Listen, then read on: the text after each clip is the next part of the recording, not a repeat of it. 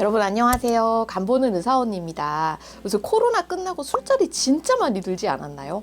거의 뭐 3년간 못했던 송년회, 그다음 뭐 신년회들이 막 12월, 1월을 가득 채우고 있는 것 같은데요. 술 어떻게 잘 참고 계세요? 저는 항상 이제 우리나라 국민들이 술을 요새 더 많이 먹는 건가? 적게 먹는 건가? 뭐 어떻게 되고 있는 거지? 궁금할 때가 많았어요. 왜냐하면 요새 확실히 저도 소주, 그러니까 좀 도수가 낮은 소주도 늘고, 근데 또 젊은 층에서는 위스키를 많이 먹는다 그러고, 그래서 저희 대한간학회에서 요새 우리 국민들이 음주량이 얼마나 되고, 그래서 알코올 간 질환이 어떻게 변하고 있는지에 대해 국민건강보험공단과 함께 엄청난 자료를 준비를 했습니다. 바로 알코올 간 질환 팩트 시트라는 건데요. 알코올 간 질환이 지금 국가적으로 어떻게 되고 있는지에 대한 객관적 자료라고 생각해 주시면 될 것 같아요. 저도 이 자료 만들 때 이제 참여를 좀 많이 해가지고 여러분들께 자신 있게 소개를 시켜드리도록 하겠습니다. 자, 이제 자료 보시면서 얘기 드릴게요. 네, 여러분 바로 이게 저희 대한간학회와 국민건강보험공단이 같이 만든 알코올 간 질환 2023년 버전 팩트 시트입니다. 먼저 우리나라 음주율이 어떤지부터 보여드리도록 할게요. 우리나라 보건복지부에서는 고위험 음주의 기준을 일주일에 2번 이상 마시면서 남자는 7잔 소주 1병, 여자는 5잔 이상 마시는 경우를 고위험 음주라고 합니다. 저도 사실 고위험 음주에 해당은 되죠. 근데 문제가 아래가 이제 2011년이고 위로 올라갈수록 2017년 최근 자료인데, 남자는 여자보다 많이 먹기는 해요. 먹는 사람의 비율은 많은데 그래도 줄고 있어요. 문제 여자가 늘고 있습니다. 아마 제 생각에 이게 저도 소주 나오면서 여자들이 조금 더 편하게 술을 접하는 기회가 많지 않을까 생각이 들고요. 이 중에 이제 제일 파란 거가 고위험 음주율, 정말 술탱이들이라고 생각하면 되는데, 남자는 술탱이 비율이 좀 줄어요. 20몇 프로긴 한데 24%에서 한 23% 줄고 있거든요. 여자는 여기 지금 빨간색이 고위험 음주인데 남자보다 전체 비율 자체는 낮지만 해가 갈수록 늘어나고 있습니다. 그리고 제 체감상으로도 요새 코로나 지나면서 술 많이 드시는 여자분들 정말 많이 생긴 것 같아요. 한번 연령별로 이제 나눠서 보면요. 일단 고위험 음주율의 비율은 전체 연령에서 남자가 여자보다 많기는 합니다. 그런데 이제 변화 양상을 보면은 그래도 한 20, 30대에서 고위험 음주가 남자들은 좀 줄고 있거든요. 문제는 이 20, 30대의 여자들의 고위험 음주 비율이 매우 높아지고 있습니다. 특히 20대 여자분들 술 많이 드시는 분들 진짜 늘어나고 있는 것 같아요. 이제 술을 많이 드시는 분들이 간 질환이 얼마나 생기는지를 한번 보면요. 일단은 비고위험 음주군, 그러니까 술을 많이 안 먹는 사람을 대조군으로 잡고 고위험 음주군, 그 다음에 술 플러스 흡연까지 하는 군을 봤을 때 지금 보시면 압도적으로 술 플러스 흡연군에서 간 질환 발생률이 제일 높습니다. 근데 문제는 한번 요거 남자랑 여자 살짝 보면요. 제일 진한 게 남자에서 고위험 플러스 흡연 같이 하는 분이거든요. 고위험에서 흡연으로 넘어갈 때 요만큼밖에 안 들어가요. 근데 여자에서는 그냥 술 많이 먹는 사람은 요 정도인데 담배까지 피게 되면 위험률 증가하는 비율이 굉장히 높은 걸 알 수 있습니다. 원래 여성이 술에 대해서 취약하다고 알려져 있는데 흡연에 대해서도 굉장히 취약한 것 같아요. 이렇게 술 드시는 분들 사망률을 한번 보면은 뭐 당연한 거겠지만 술 먹고 담배 피는 사람이 제일 사망률이 높고요. 그 다음이 그냥 술만 많이 드시는 분, 그 다음이 이제 술 많이 안 드시는 분일 거예요. 일단 그래도 고무적인 부분은 알코올 간 질환 전체 환자 수 자체는 줄어드는 현상을 보이는 것 같습니다. 이거 되게 다행인 것 같아요. 그래서 2012년부터 뭐 2021년까지 환자 수를 보면은 이게 지금 그래프 실선으로 된 게 전체 환자 수거든요. 확실히 줄고 특히 남성에서 조금 빠른 속도로 감소를 하고 있고요.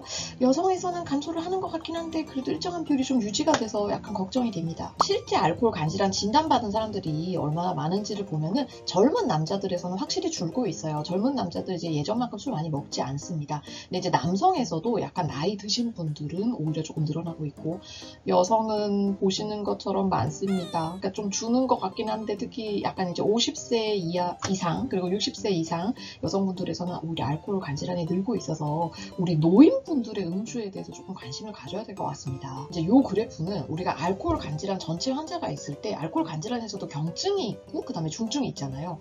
다른 질환들은 주는데 지금 여기 주황색 된 거가 간경화 환자거든요. 그러니까 경증 환자는 확실히 줄었는데 간경화 환자는 늘고 있습니다. 이 얘기는 전체 환자 수는 줄었지만 그중에 위중한 환자 수의 비율은 조금 더 늘고 있다라고 생각하시면 될 것 같아요. 다음은 지역별로 술을 얼마나 많이 먹는지에 관한 데이터입니다. 진한 색일수록 술을 좀 많이 드신다 생각하면 되고요. 여기 딱 보시면은 강원도, 그 다음에 경남, 울산, 인천, 충청도에서 술을 많이 드세요. 그리고 이제 비율을 봤을 때 경남, 제주, 충북에서는 예전보다 조금 더 많이 드시는 현상을 보이는 것 같습니다. 그럼 이제 알코올 간 질환을 실제 진단받은 환자들이 얼마나 많은지 보면요. 마찬가지로 진한 세계수로 환자가 많다고 생각하시면 되는데 2011년에 보면 압도적으로 진한 데가 전라도 그리고 강원도가 환자 수가 많은 편이었고요.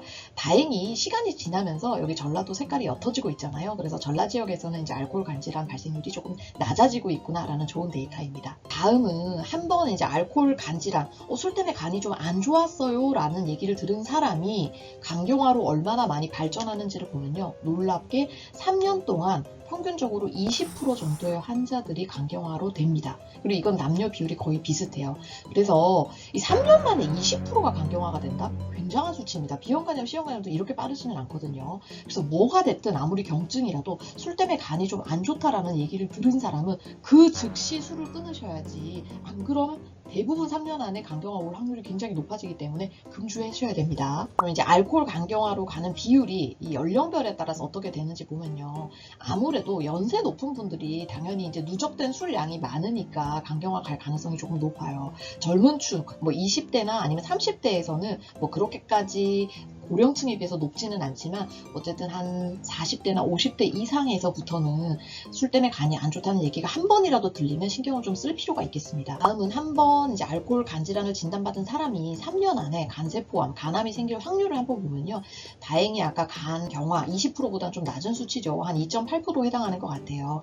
그럼 좋은 수치네 라고 생각하시지 마시고요. 대부분 알코올 간 질환 환자들이 간세포암 가서 돌아가시는 경우보다는 그 전 단계인 이미 간경화 말기가 돼서 돌아가시는 경우가 많습니다. 간세포암도 오래 살아야 생기거든요. 그래서 대부분 이제 간경화 상태에서 오히려 안 좋아지는 경우가 많기 때문에 이 간암으로 가는 비율이 낮다고 해서 안심하셔서는 안 됩니다. 아무래도 이런 알코올 간 질환 환자는 알코올 간 질환이 없는 그 일반 국민들이랑 비교를 했을 때 의료비가 많이 들어요. 그러니까 전체 의료비도 많이 들고 약제 비용도 많이 들고 국가적으로 좀 문제가 될 수 있겠습니다. 실제 이 알코올 간 질환 환자분들이 병원에 오는 횟수도 훨씬 많습니다. 그래서 외래를 오는 횟수나 아니면 입원을 하는 횟수가 대조군과 비교할 때 많은 편이고 특히 입원하게 되는 횟수가 좀 대조군에 비해서 유의하게 높아 보이죠. 저는 참 이게 안타까운 자료 같은데요. 알코올 간 질환의 경우에는 술을 단주 끊는 게 굉장히 중요하기 때문에 정신과적 치료가 반드시 병행이 돼야 되거든요. 근데 정신과 가시는 분들이 거의 많이 없어요. 지금 여기 비율에서도 보면은 실제 알코올 간 질환이 있을 때 정신과를 같이 다니면서 치료를 받는 비율이 10%가 채 안 됩니다. 문제는 이 비율이 매년 더 낮아지고 있어요. 그래서 약간 술에 대해서 너무 관대한 문화가 좀 형성이 되고 있는 게 아닌가. 그리고 이 환자분들이 정신과 가는 거에 대해서 계속적으로 편견을 갖고 있는 것 같다라고 생각이 좀 됩니다. 특히 이런 정신과를 같이 잘 안 다니시려는 경향은 뭐 남녀, 그 다음에 연령에 관계없이 뚜렷한 것 같고요. 그래도 조금 요새 젊은 층에서는 20대나 30대에서는 정신과에 대한 거부감이 조금 덜한지 매년 그래도 정신과를 좀 가시려는 것 같은데 고령층에서 정신과 같이 다니는 거에 대한 반감이 좀 심한 것 같습니다. 네, 마지막 PPT이고요. 요새 젊은 사람들 Z세대에서 소버 큐리어스라는 현상이 유행을 하고 있다고 합니다. 그래서 건강한 삶을 위해서 의도적으로 음주를 멀리하는 삶이라고 하고요. 정말 저는 응원 드리고 여러분들도 꼭 좀 같이 동참해 주셨으면 하는 현상입니다. 네, 이상 한국의 이 위험한 음주 비율에 대해서 알아보았고 이거 토대로 여러분들이 또 술을 조금 줄이실 수 있는 계기가 됐으면 좋겠습니다. 여러분 항상 건강하세요.